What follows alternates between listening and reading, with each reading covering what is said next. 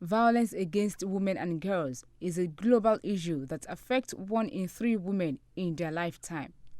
Globally, 35% of women have experienced either physical or sexual violence from their partner or non-partner, while 7% have been sexually assaulted by someone other than a partner.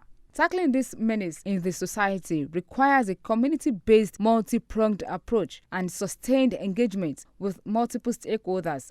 Hence, this 2-day training for some female officers in the Nigeria Security and Civil Defense Corps. Facilitators say in order to achieve effective response, men should be involved in handling gender-based cases.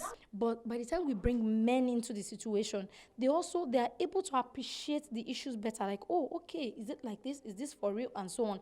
But by restricting it to women or female officers, or we give the impression that it's just a female thing, just a women thing, but it's not so. So since society is made up of men and women should be involved in every issue that affects either men or women. Also need to let parents know that they begin to train the boy child. The problem is that, especially in this society where we come from, the boy child is not being adequately trained.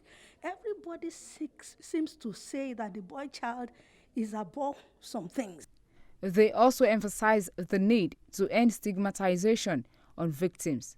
We have to ensure that when people come out as victims, as people who have been abused, we first of all support them, we hear from them, we let them have a voice before we begin to poke holes, in their stories. So medical evidence is very important.